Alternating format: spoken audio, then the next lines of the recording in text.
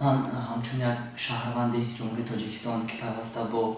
رسانه‌های اطلاعاتی و مطبوعات دولتی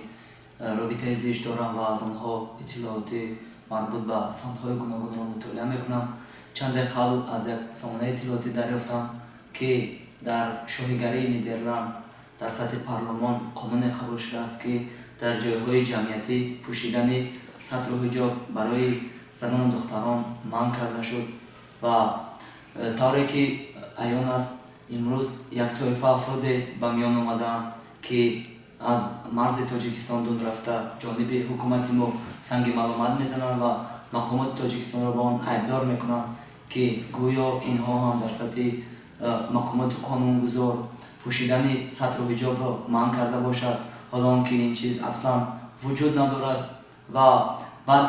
دریافت این اطلاع مذکور به خلاصه آمدم که آنهایی که چند سال قبل و تا هنوز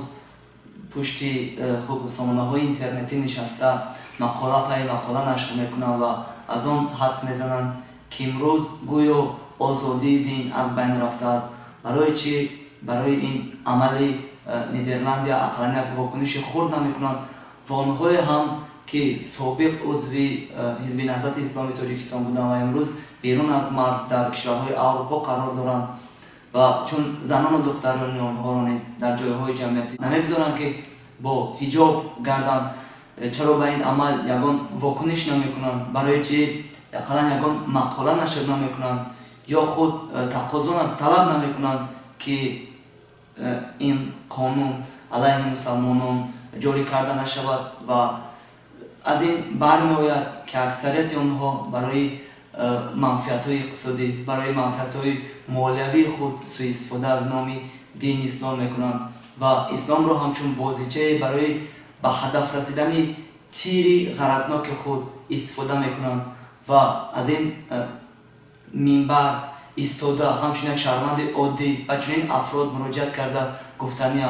که مادامی که شما یگان واکنش نمیکنید باید که رسما از مردم جمهوری تاجیکستان و هم از حکومت جمهوری تاجیکستان برای آن تهمت و تحقیرهایی که در حق آنها کردید عذرخواهی کنید، زیرا امروز مردم علاقه شما را شناخته است که اصلا اسلام را برای به دست آوردن منفعت مالی، برای به دست آوردن منفعت اقتصادی و برای به دست آوردن یک لقمه نان استفاده میبرید. در خاتمه با مردم تاجیکستان نیز مراجعت کرده گفتنیم که من بعد با دسیسه‌کاری ها با سخنهای بی‌معنی و بی‌مضمون و بی‌دلیل این طایفه باور نکنند، زیرا آنها نفرانی هستند که به هر یک